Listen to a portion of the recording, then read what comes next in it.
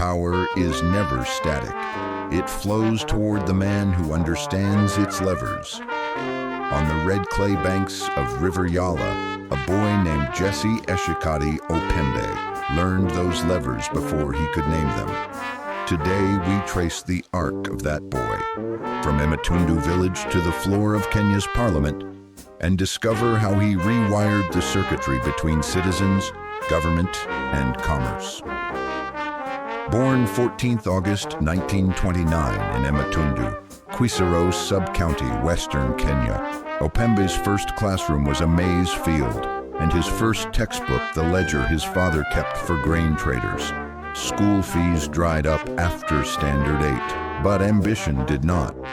At 17, he signed on as a junior clerk with the Nyanza Province Marketing Board in Kisumu, watching, as Robert Caro would say, how power explained itself downward and upward. He noticed that a single typed memo could reroute a trainload of maize, and that the African names at the bottom of those memos were few. Determined, he studied at night, rose to senior stores clerk, then assistant public relations officer in 1958, the first African so titled. As accounts officer, Opembe organized the Nyanza Province Marketing Board workers, forcing management to negotiate. He understood leverage. You cannot push from nowhere. You must find the fulcrum. His fulcrum was information, statistics, routes, telegrams timed to the minute. By 1965, drought threatened riots. Nairobi called him to the capital. There, he unrolled a wall-sized rail map, planting green pins for surplus, red pins for deficit. Daily tonnage targets, midnight depot inspections, telegrams replacing weekly ledgers. Within 18 months, the Maize and Produce Board swung from a 4.2 million Kenyan shilling deficit to surplus.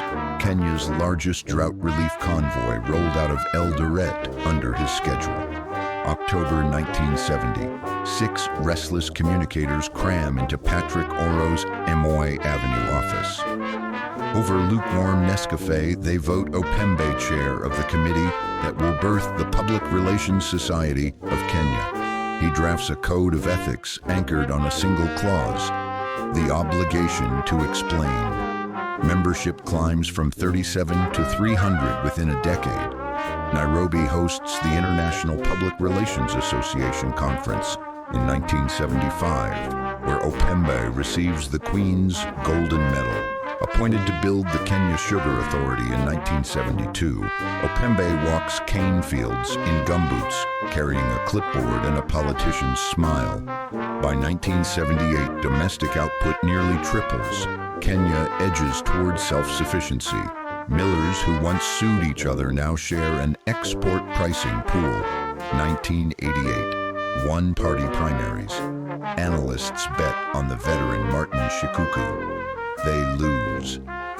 Opembe door knocks every homestead, offers policy instead of patronage, and wins.